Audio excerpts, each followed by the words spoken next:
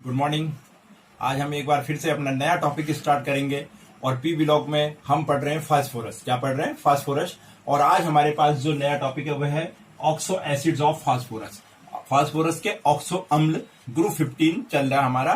ध्यान रखिए बेटा, नाइट्रोजन हमारा क्लियर हो गया। मैंने आपको फास्फोरस के कुछ और इंपॉर्टेंट श्वेत फास्फोरस, लाल फास्फोरस का कॉन्सेप्ट क्लियर कराया, कैसे बनते हैं, इंपॉर्टेंट वन है। अब जो आपके पास है oxo phosphorus acids, oxo acids of phosphorus यानी ऑक्सो अम्ल फास्फोरस के, बहुत इंपॉर्टेंट है। मैं डबल टिक मार रहा हूं।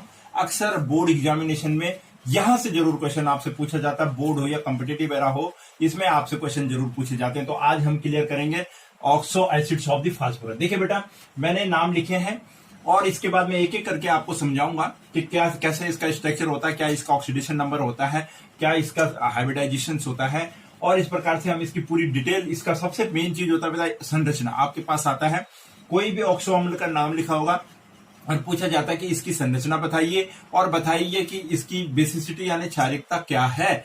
तो हमें उसकी ये दो चीजें ज्ञात करनी होती है। आइए बेटा, नंबर 1 है हमारे पास, देखिए H3PO2। ये ध्यान रखें, जैसे मैंने आपको नाइट्रोजन के ऑक्साइड से याद करने को कहा था, उसी प्रकार से आप इस चीज का भी ध्यान रखेंगे और जो भी चीज आप सुनते हैं उसको नोट जरूर करते रहे। देखिए H3PO2 यानी हाइपोफास्फोरस अम्ल, इसका नाम है हाइपोफास्फोरस अम्ल। पहला होता है हमारे पास ortho oxo acids of the phosphorus में हाइपोफास्फोरस अम्ल। दूसरा देखिए फॉर्मूले पे H3PO3, H3PO2 था, आपकी बार क्या है H3PO3 है, PO3 ऑर्थोफास्फोरस अम्ल। इसका नाम क्या हमारे पास? ऑर्थोफास्फोरस एसिड।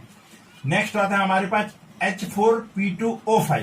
अभी हमने एक एक करके H बढ़ाए, P यहां पर एक बढ़ गया, ऑक्सीजन यहां पे 2 बढ़ गए। देखिए आप, तो यहां पर हमने एक H बढ़ाना है तीसरे नंबर पे, 2 P कर देना यहाँ पे P2 और O5। अगर हम इन्हीं को भी सीरियल में देख लेते इसको हम O5 कर देंगे। थोड़ा ट्रिक अपने दिमाग में रखनी है कि मैं तीसरे नंबर पे कौन सा फास्फोरस अम्ल लिखूं। मतलब वैसे लिखने को नहीं आता, आपके पास दिया होगा फॉर्मूला, लिखा होगा, नाम लिखा होगा, पायरोफास्फोरस अम्ल का संरचना बनाए। लेकिन ध्यान रखना कि पायरो मैंने अपनी कॉपी में कौन से नंबर पे लिखा था और किस तरीके का मेरा उसका सूत्र था, ठीक है ना, फॉर्मूला था। H4P2O5, H4P2O5 को पायरो कहते हैं। दो फास्फोरस आ जाती हैं। अब देखिए हाइपोफास्फोरस, हाइपोफास्फोरिक अम्ल, हाइपोफास्फोरिक अम्ल में देखिए बेटा, ये हाइपोफास्फोरिक अम्ल आपका H4 एज इट इज है, P वैसे ही है, केवल ऑक्सीजन का डिफरेंस है। देखिए पायरो में और हाइपो में दोनों में केवल ऑक्सीजन का डिफरेंस है, बाकी H और फास्फोरस क्या है, दोनों बराबर है। तो यहां पर आपका आएगा हाइपोफास्फोरिक अम्ल। क्या आएगा आपके पास? हाइपोफास्फोरिक अम्ल P2O6। फिफ्थ है हमारे पास H3PO4 ऑर्थोफास्फोरिक अम्ल। क्या है हमारे पास? H3PO4 और ये तथा ऑर्थोफास्फोरस। थोड़ा सा कंफ्यूजन होता है, नाम का ध्यान रखिएगा। ऑर्थोफास्फोरस और ऑर्थोफास्फोरिक, ऑर्थोफास्फोरस और ऑर्थोफास्फोरिक का अंतर को समझने की कोशिश करें। ऑर्थोफास्फोरिक लिखा हुआ है तो H3PO4, H3, जबकि यहां पे हमारा ऑर्थोफास्फोरस क्या था? H3PO3। ये हमारा H3PO4 ऑर्थोफास्फोरिक अम्ल हो गया। छठे नंबर पे हमारा है पायरोफास्फोरिक। यहाँ पे पायरोफास्फोरस था, अब क्या है? पायरोफास्फोरिक अम्ल है। तो होगा क्या? H4P2 ऐसे रहेगा, ऑक्सीजन बढ़ जाएंगी, ऑक्सीजन O7 हो जाएगा। ऑक्सीजन कितना हो जाएगा आपका यहाँ पे? O7। H4P2O7 पायरोफास्फोरिक अम्ल। और छठा, मैं इसकी डिटेल बताने के बाद आपको जब 7 नंबर लिखाऊंगा तो मेटाफास्फोरिक अम्ल है। क्या है हमारा? HPO3 का होल ट्वाइस करके हमारे पास आएगा, होल N करके आएगा, वो हमारा मेटा होता है। इनके बाद में आपको मेटा बताऊंगा। 7 नंबर ये थे पहले हमारे जितने ब्लैक बोर्ड पे आए, थोड़ा इनको हम देख लें कि हाइपोफास्फोरस, ऑर्थोफास्फोरस, पायरोफास्फोरस, हाइपोफास्फोरिक अम्ल, ऑर्थोफास्फोरिक अम्ल और पायरोफास्फोरिक अम्ल।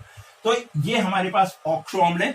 और इसके बाद सातवां हमारे पास मेटाफास्फोरिक अम्ल है। क्या है हमारे पास? मेटाफास्फोरिक अम्ल। अब आते हैं बेटा कि इनके ऑक्सीडेशन नंबर क्या है। इसमें यह पूछा जाता है कि हाइपोफास्फोरस अम्ल में फास्फोरस का ऑक्सीकरण संख्या निकालिए। तो सबसे पहले थोड़ा ऑक्सीडेशन नंबर देखते हैं इनका। ऑक्सीडेशन नंबर देखिए, आप सिंपली जानते हैं, आपको अच्छे से ऑक्सीकरण संख्या निकालनी आती है। जिसकी निकालनी होती है हम उसको एक्स कर देते हैं। क्या कर देते हैं उसको हम? एक्स। देखिए यहां पे H की कितनी है? 3 प्लस P कितना है हमारे यहाँ पे?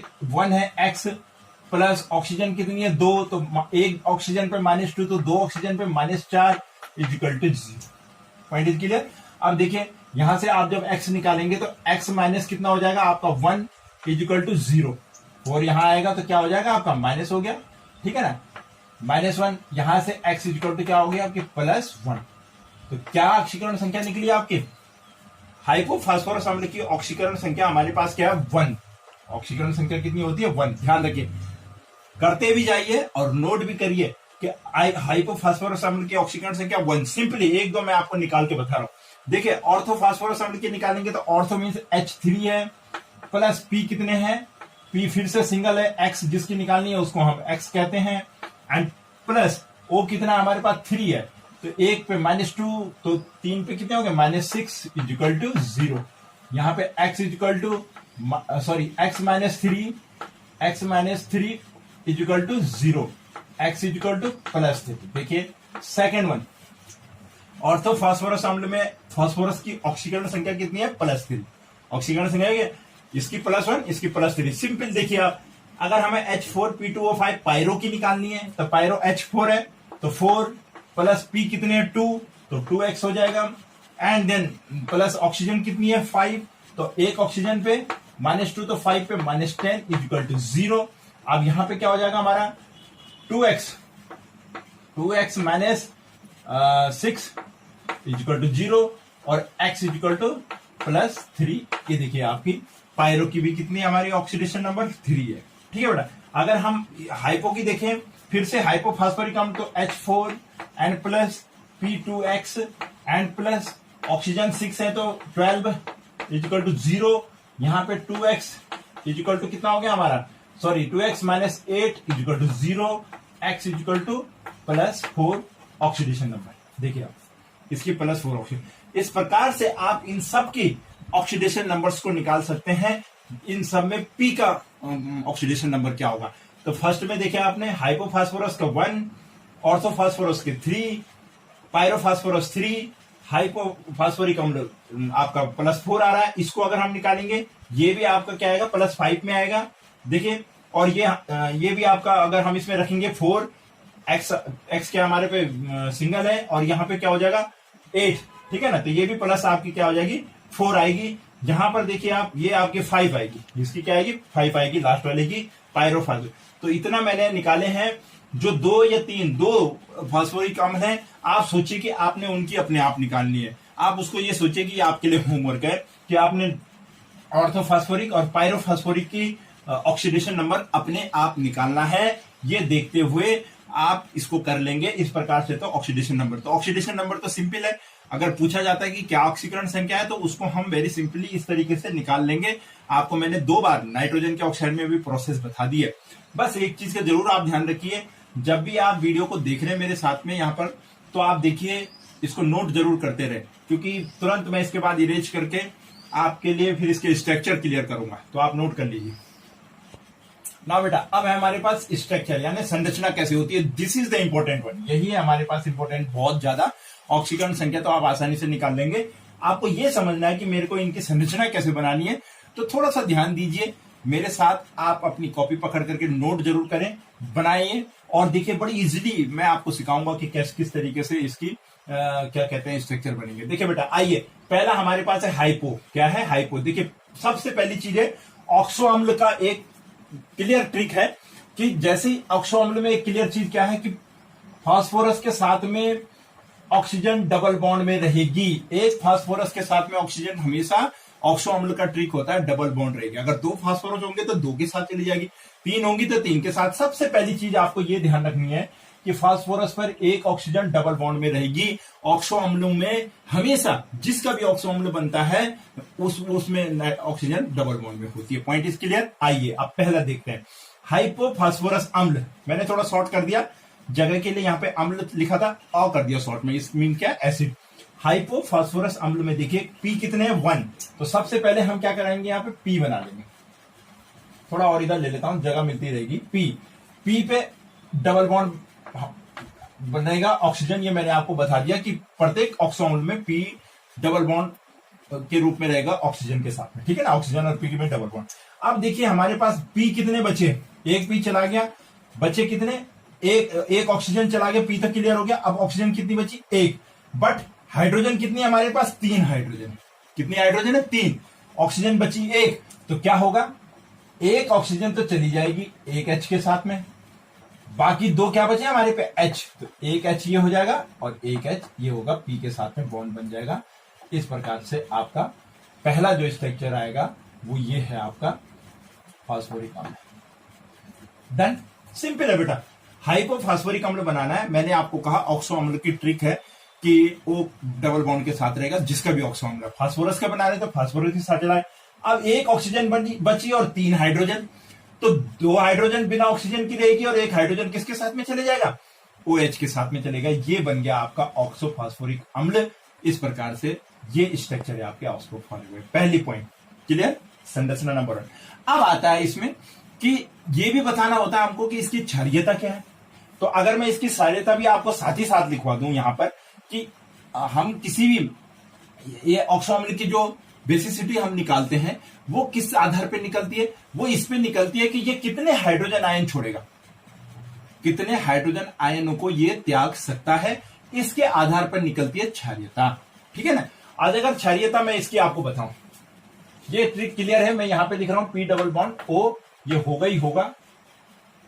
और यहां पर शॉर्ट में लिख रहा हूं मैं, चलो यहां पे मैंने लिख दिया कि प्रत्येक की मैं क्षारीयता रखूंगा। मैंने आपको कहा क्षारीयता निकलेगी कि ये कितने हाइड्रोजनों को त्याग सकता है, इसके आधार पर क्या होगा इसमें। अब इसमें देखिए, इस स्ट्रक्चर पे सिंपली आप समझ जाएंगे तो आप सबका बता देंगे।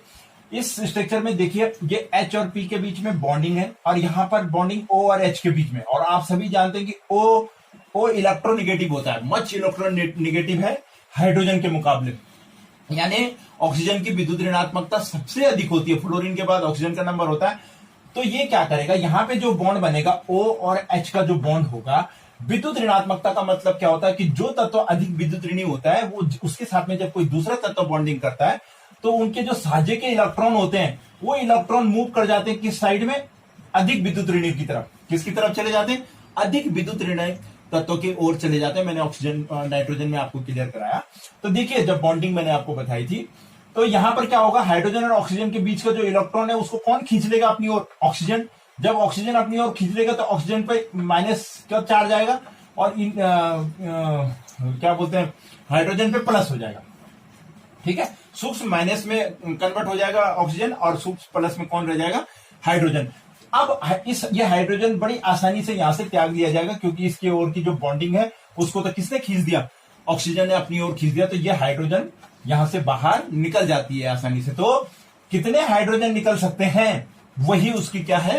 क्षारीयता है। और कौन सा हाइड्रोजन निकलेगा? ये तो स्ट्रॉन्ग है P के साथ में, लेकिन यहां पर मच इलेक्ट्रोनेगेटिव, फास्फोरस और हाइड्रोजन की इलेक्ट्रोनेगेटिविटी बराबर होती है। विद्युत ऋणात्मकता लगभग 2 पॉइंट समथिंग के आसपास दोनों की बराबर होती है। दोनों बराबर है, इसलिए इनके इलेक्ट्रॉन तो अपनी जगह एक दूसरे को बांधे हुए होंगे। ये इसके पास भी होगा, इसके पास भी, साझे में दोनों की होगा, लेकिन इसकी ज्यादा है इसलिए ये अपनी ओर खींच लेगा। हाइड्रोजन पे प्लस आ जाएगा। हाइड्रोजन क्या होगा, आसानी से यहाँ पे हाइड्रोजन को ये त्याग देगा। तो हाइड्रोजन को निकलना ही उसकी क्षारीयता कहलाएगी। कितने हाइड्रोजन निकले? 1। कितने निकल अर्थात इसका मतलब यहां से कितने हाइड्रोजन निकल सकते हैं? एक ही हाइड्रोजन। ये तो स्ट्रांगली बॉन्डेड है, ये निकल जाएगा मच इलेक्ट्रोनेगेटिव के साथ, इसलिए इसकी क्षारीयता कितनी होगी? 1।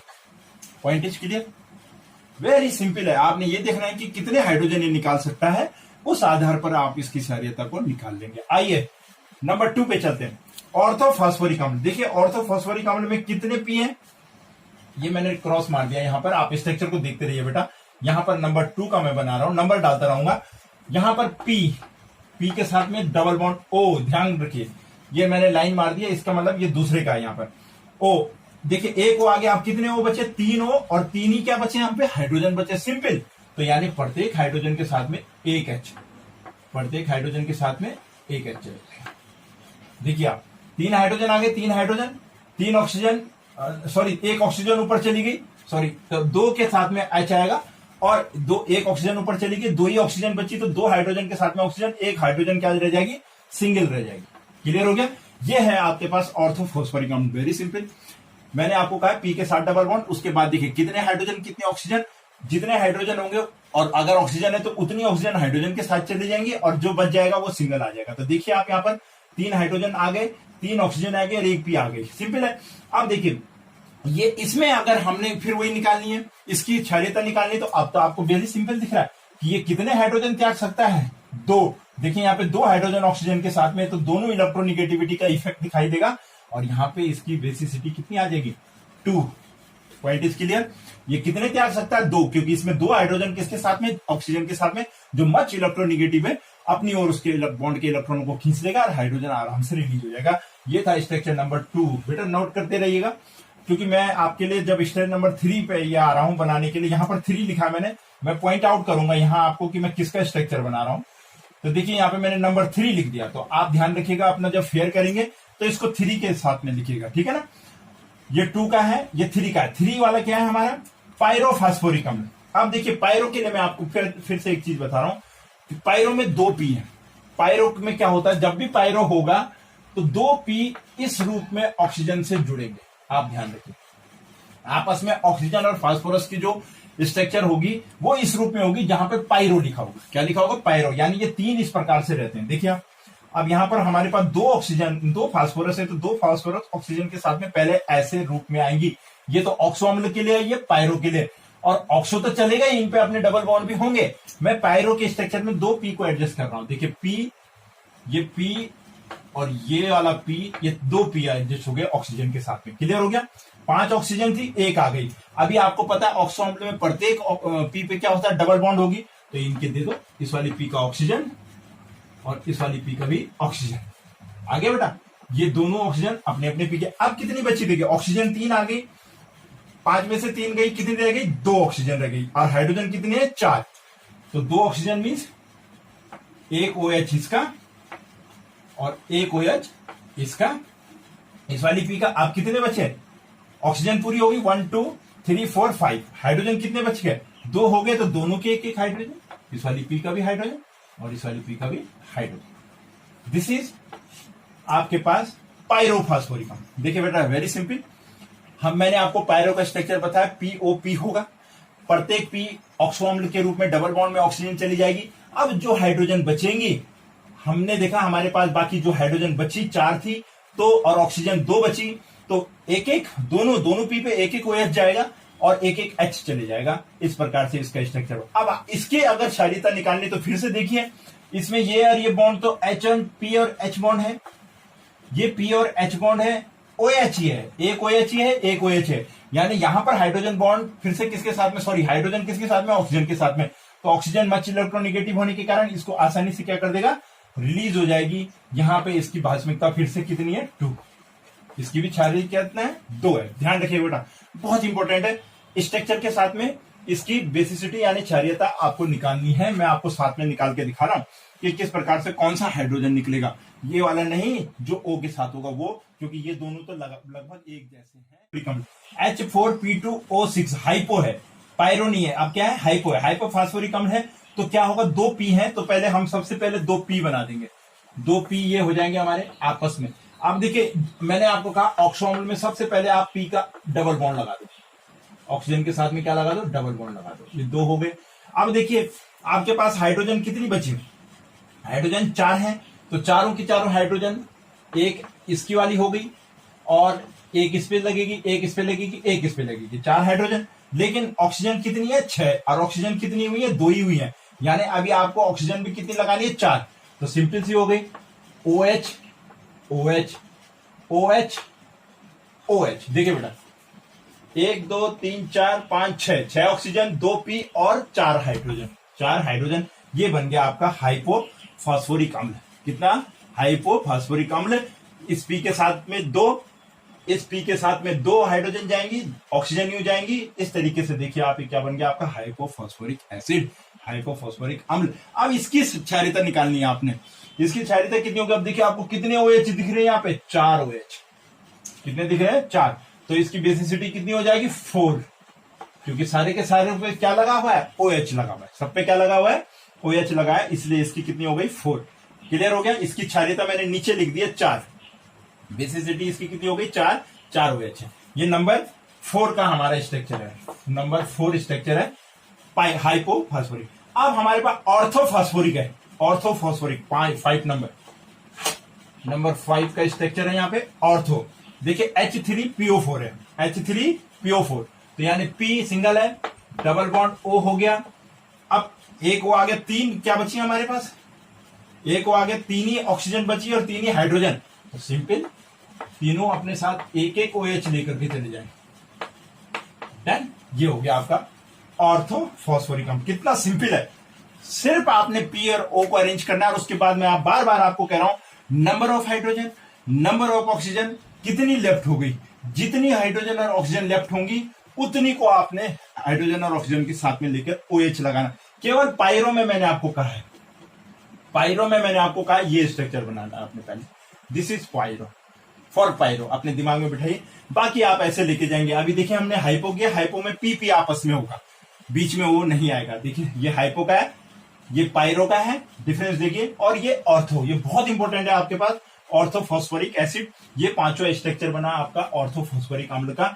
दिस इज पी के साथ में हो गया और तीन हाइड्रोजन, ठीक है। अब रह गया हमारे पास पायरोफॉस्फोरिक और मेटाफॉस्फोरिक, तो आप पहले इसको नोट कर लीजिए। मैं अगले दो जो मैंने आपको मेटाफॉस्फोरिक अभी लिखाया नहीं है उसको भी करवाऊंगा और पायरोफॉस्फोरस को भी कराऊंगा, आप इसके स्क्रीनशॉट ले लीजिए ना बेटा। पायरोफॉस्फोरिक नंबर 6 जो यहां है मैंने इसको ऊपर लिख दिया, पायरोफॉस्फोरिक अम्ल। अब देखिए पायरो, मैंने शुरू में आपको बताया पायरो के लिए दो ही है आपके पास, पायरो के स्ट्रक्चर अपने दिमाग में आपने रखना है कि POP कैसे लिखे। तो सबसे पहले हम P पायरो के लिए POP आपस में PP ऑक्सीजन के साथ में इस फॉर्म में होते हैं, उसमें पायरो बनता है। अब देखिए दोनों P के अपने अपने ऑक्सीजन, डबल बॉन्ड सिंपल। अब कितने बचे हम पे, तीन ऑक्सीजन आ गए, कितनी बच गई ऑक्सीजन, 4, हाइड्रोजन भी कितने बच गए, 4, very simple, OH OH OH and OH। This is 1 2 3 4 5 6 7 oxygen, 1 2 3 4 4 hydrogen and 2P। ये हो गया आपका पायरोफॉस्फोरिक अम्ल। और इसकी वास्तविकता यानी क्षारीयता कितनी आई हमारी, इसकी क्षारीयता 1 2 3 and 4। This is the concept. एक और आपके पास यहाँ पे पायरो मेटा में अभी आपको कराऊंगा, इससे पहले मैं आपको एक चीज बताऊं। मैं आपको ऑक्सीजन नंबर दिखाया, मैंने आपको स्ट्रक्चर बनाने का एक शॉर्ट फॉर्मूला बताया, आप इसको थोड़ा सा देखिए वीडियो को बार बार कि सिंपली सबसे पहले हमें क्या लिखना है और क्या लेफ्ट बचता है उसको उसके साथ में कैसे जोड़ना है। क्लियर हो गया? जब तक आप एक दो बार देखेंगे नहीं, नोट नहीं करेंगे, आपकी समझ में नहीं आएगा। आप जरूर करिए। दूसरी बात मैं आपको बार बार बता रहा हूं कि जो हाइड्रोजन ऑक्सीजन के साथ जुड़ी है वही हाइड्रोजन जल से बाहर निकले, उसमें निकलेगी, छोड़ेगा वो अम्ल, उसी को छोड़ेगा, और जितनी हाइड्रोजन छोड़ेगा वही हाइड्रोजन हमारी क्या है, उसकी क्या है, क्षारीयता कहलाएगी। ठीक है, मैंने आपको कॉन्सेप्ट बेस समझाया। अगर आपको ट्रिक बेस इसको समझना है और अगर ये नहीं पूछती कि कौन सी वाली हाइड्रोजन छूटेगी, क्वेश्चन कई बार आता है कि ऑर्थोफॉस्फोरिक अम्ल से कौन सी वाली हाइड्रोजन बाहर निकलेगी, तो आपने तब क्या कहना है, OH वाली हाइड्रोजन बाहर निकलेगी। लेकिन अगर आपको केवल ट्रिक बेस इसकी क्षारीयता समझनी है तो आप केवल OH को गिन लो, जिसके पास जितने OH होंगे उसकी क्षारीयता उतनी ही होगी।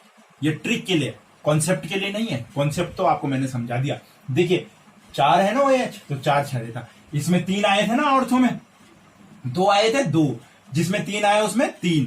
इस प्रकार से भी आप, जिसमें हाइपोफॉस्फोरस में एक ही था तो उसकी क्षारीयता एक ही आए। OH भी गिन सकते हैं आप, ये एग्जाम ट्रिक के लिए, वरना निकलेगा कौन सा हाइड्रोजन वो मैंने आपको क्लियर करा दिया।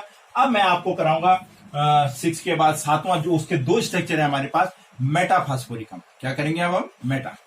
अब 7वां फास्फोरिक अम्ल है बेटा हमारा मेटाफॉस्फोरिक अम्ल। इधर जगह नहीं थी इसलिए अब मैं आपको बता रहा हूं मेटाफॉस्फोरिक अम्ल होता है हमारा HPO3 का होल N। ये 2 फॉर्म में रहता है बेटा मेटाफॉस्फोरिक अम्ल। एक रहता है साइक्लो मेटाफॉस्फोरिक अम्ल, एक रहता है पॉलीमेटाफॉस्फोरिक अम्ल। पहले मैं आपको साइक्लोट्राई मेटाफॉस्फोरिक अम्ल समझाता हूं। HPO3 का होल N ट्राई है ना, तो इसलिए 3 है, तो ट्राई मेटाफॉस्फोरिक अम्ल के रूप में, साइक्लोट्राई मेटाफॉस्फोरिक अम्ल के रूप में ये कैसे रहता है। और देखिए इसका स्ट्रक्चर कैसे होगा। इसमें देखिए अब अगर हम इसको अंदर मल्टीपल करेंगे तो 3 हाइड्रोजन, 3 फास्फोरस और 9 ऑक्सीजन है। तो 3 फास्फोरस, देखिए आप 3 फास्फोरस हमारे पास, पहले हम इस तरीके से 3 फास्फोरस लगा देंगे। तीनों फास्फोरस भी आप क्या है के पास क्या है, ऑक्सीजन, डबल बॉन्ड बनाएंगे ना, ऑक्सीजन। Point is clear. अब कितनी ऑक्सीजन बची, फास्फोरस भी आ गई 3 और 3 ऑक्सीजन भी आ गई। अब बची कितने हमारे पास, 3 हाइड्रोजन और 6 हमारे पास क्या बच गई, ऑक्सीजन। तो होता क्या बेटा, ये फास्फोरस आपस में यहां ऑक्सीजन से यहां फास्फोरस यहां पर ऑक्सीजन से इस प्रकार से एक दूसरे से ऑक्सीजन के साथ में इस तरीके से बीच में तीनों के बीच में एक एक ऑक्सीजन आ गई। तो 1 2 3 4 5 6। थोड़ा मैं ऑक्सीजन को अगर बड़ा बनाऊं जिससे आप बच्चे समझ पाए, तो ये बड़ी मैंने ये ऑक्सीजन का साइज थोड़ा देखने के लिए आपके लिए बड़ा बनाया। ये ऑक्सीजन आ गई। अब क्या बच गया? 1 2 3 4 5 6 ऑक्सीजन भी आ गई। अब क्या बच गया आपके पास? 3 ऑक्सीजन बच गई। यहां पे कितनी थी? 9 थी। 9 में से 6 गई, 3 रह गई। और 3 क्या रह गए? हाइड्रोजन रह गए। तो यानी प्रत्येक का अपना अपना OH, इस वाले का अपना OH, ये अपनी OH हाइड्रोजन के साथ लेके चले जाएगा, ये इसके साथ में OH और ये इसके साथ में OH। This is the simple. ये है आपके पास साइक्लो ट्राई मेटाफॉस्फोरिक अम्ल। और देखिए इसका स्ट्रक्चर कैसे बन रहा है? साइक्लो बन रहा है, चक्रिया, इसीलिए इसको क्या कहते हैं? Cyclo metaphosphoric. आपने ये इस तरीके से देखना है कि प्रत्येक पी आपस में बीच में ऑक्सीजन से जुड़ेंगी और 3 ऑक्सीजन तो बाहर डबल बॉन्ड में। ये अपने दिमाग में रखना है साइक्लो के लिए कि साइकिल जैसी स्ट्रक्चर हम इसकी बनाएंगे और 3 ऑक्सीजन 3 जो फास्फोरस है वो 3 ऑक्सीजन से बीच में जुड़ेंगी और बाकी बचे HOH हमारे क्या आएंगे? बाहर आएंगे। साइक्लो ट्राइमेटाफॉस्फोरिक अम्ल। इसके बाद इसको नोट करिए, फिर मैं आपको करा रहा हूं इसे इरेज करने के बाद पॉलीमेटाफॉस्फोरिक अम्ल। नाउ गाइस, पॉलीमेटाफॉस्फोरिक अम्ल सेकंड है इसका। मैंने पहले वाले का स्ट्रक्चर आपको बताया, वो इरेज कर दिया। अभी मैं इस सेकंड को बता रहा हूं, पॉलीमेटाफॉस्फोरिक अम्ल यानी होल एन। पॉलीमेटा वाला होल एन होता क्या है? ये फास्फोरिक अम्ल का स्ट्रक्चर होता है हमारा। फास्फोरिक अम्ल यानी इस तरीके से हम PO और H और OH को एडजस्ट करते हैं। माना ये एक हिस्सा था, पॉली मतलब बहुत सारी इसमें जुड़ेंगे। तो देखिए यहां पे भी ये ऑक्सीजन किसी और P के साथ में जुड़ेगा। तो अगर ये ऑक्सीजन किसी और P के साथ जुड़ेगा तो इट मींस इसके आगे भी कोई ऑक्सीजन इस तरीके से जुड़ेगी, कोई P इस ऑक्सीजन से जुड़ेगा। तो ये जुड़ा तो फिर से हम OH लिख लेंगे। फिर ये P जो है ये फिर से किसी और ऑक्सीजन के साथ में जुड़ेगा। एक और ये वाला हिस्सा समझ लीजिए, हर बार ये वाला हिस्सा आगे आएगा। तो ये ऑक्सीजन से जुड़ गया, तो देखिए फिर से इस ऑक्सीजन से कोई P जुड़ेगा और ये OH।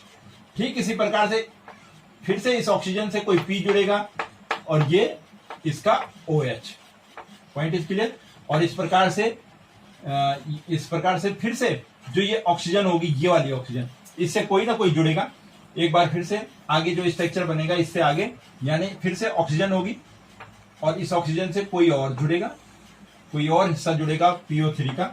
तो इस प्रकार से ये देखिए पॉलीफॉस्फोरिक अम्ल होल एन आ जाएगा। यहाँ पे होल एन पॉलीफॉस्फोरिक अम्ल। एक हिस्सा उठाना है आपने ये वाला, और प्रत्येक हिस्से के O के साथ में कोई P जुड़ेगा। देखिए P जुड़ेगा तो नेक्स्ट हिस्सा आपका तैयार हो जाएगा। फिर प्रत्येक के साथ में कोई P जुड़ेगा, नेक्स्ट तैयार हो जाएगा। इस प्रकार से एक लंबी चेन बनेगी और पॉलीमेटाफॉस्फोरिक अम्ल ये आपका बन गया। ये था बेटा आपके पास फास्फोरिक अम्ल, जिसमें मैंने आपको ऑक्सो अम्ल बताया, फास्फोरस के बहुत इंपॉर्टेंट है। इसमें मैंने आपको बताया कैसे इसकी ऑक्सीकरण संख्या निकाली जाती है, क्या इसकी बेसिसिटी यानी क्षारीयता होती है और कैसे इसका स्ट्रक्चर बनाया जाता है। मैंने सिंपल से सिंपल तरीके से आपको समझाने की कोशिश करिए। आप बार बार वीडियो देखिए और अच्छे से कॉपी पेन पकड़ करके इसको नोट करिए साथ में, तब जाकर के आप प्रैक्टिस करेंगे तो आपको इजीली याद हो जाएगा। मैंने ऑक्सो का ट्रिक मैंने आपको बताया, पायरो को बताया, और साथ ही साथ मैंने आपको ये भी बताया क्षारीयता का ट्रिक। वैसे मैंने कॉन्सेप्ट बेस आपको बोला ऑक्सीजन से जो हाइड्रोजन जुड़ी होगी वो बाहर निकलेगी, लेकिन अगर आप ट्रिक के रूप में समझे तो जिसपे जितने OH हैं उसकी क्षारीयता उतनी ही होगी।